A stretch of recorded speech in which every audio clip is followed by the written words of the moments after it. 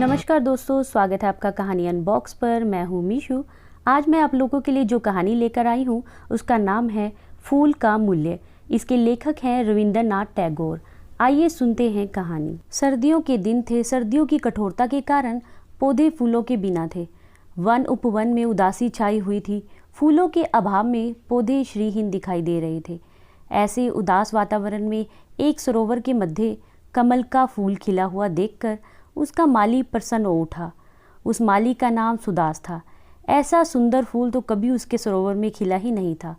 सुदास उस फूल की सुंदरता पर मुग्ध हो उठा। उसने सोचा कि मैं यदि यह फूल राजा साहब के पास लेकर जाऊंगा तो वह प्रसन्न हो उठेंगे। राजा साहब फूलों की सुंदरता के दीवाने थे। इस शीतकाल में जब फूलों का अभाव है तब इतना सुंदर फूल देखकर उसे इसका मनचाहा मूल्य मिलने की उम्मीद थी। उसी समय एक शीतलहर आई। सुदास को लगा कि यह पवन भी कमल के खिलने पर अपनी प्रसन्नता प्रकट कर रही है। माली को यह सब शुभ लक्षण लगे। वह सहस्त्रदल कमल के फूल को देखकर मन ही मन फूला नहीं समा रहा था। वह उस फूल को लेकर राजमहल की ओर चल पड़ा। वह मनचाहे पुरस्कार की कामना में डूबा हुआ था। राजमहल पहुंचकर उसने राजा को समाचार भिजवाया। वह विचार मगन था कि अभी उसे राजा बुलाएंगे। राजा सुंदर फूल को देखकर बहुत खुश हो उठेंगे। अच्छे मूल्य की अभिलाषा में वह यत्नपूर्वक उस फूल को पकड़े हुए उसे प्यार से देख रहा था।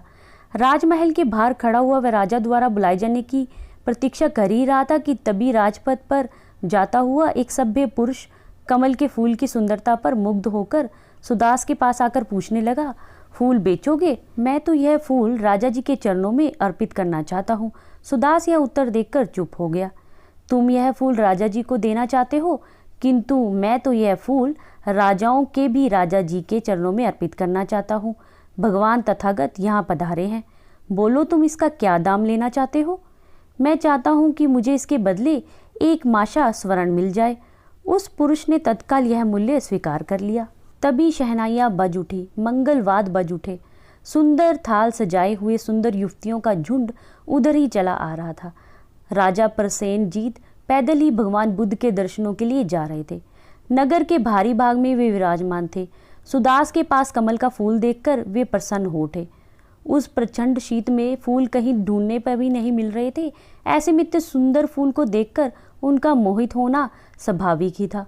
उनकी पूजा की थाली में फूल की ही कमी थी।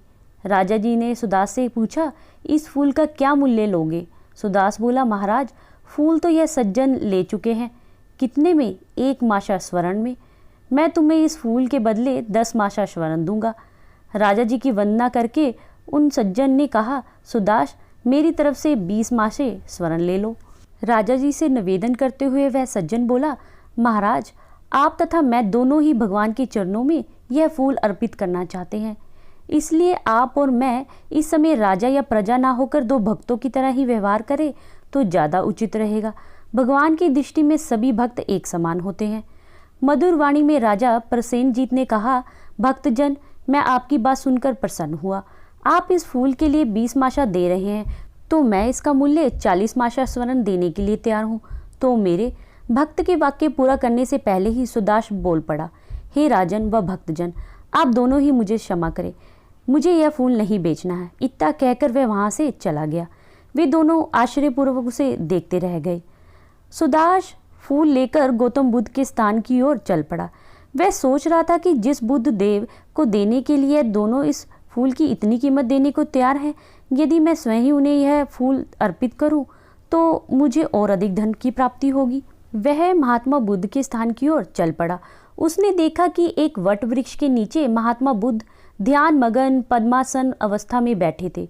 उनके मुख पर एक अद्भुत आभा थी। चेहरे पर अद्भुत तेज था। होठों पर हास्य की स्मित रेखा थी। पूरा व्यक्तित्व एक अनूठा प्रभाव लिए हुए था। सुदास उन्हें देखकर अपने होशोहवास भूलकर आदरपूर्वक भाव से उन्हें निहारने लगा। आगे बढ़कर उसने आदरपूर्वक उनके चरणों में वह फूल अर्पित कर दिया। उसका तन मन एक अलौकिक सुख का अनुभव कर रहा था। महात्मा बुद्ध ने उससे प्रश्न किया, हे वत्स क्या चाहिए? आपकी क्या इच्छा है?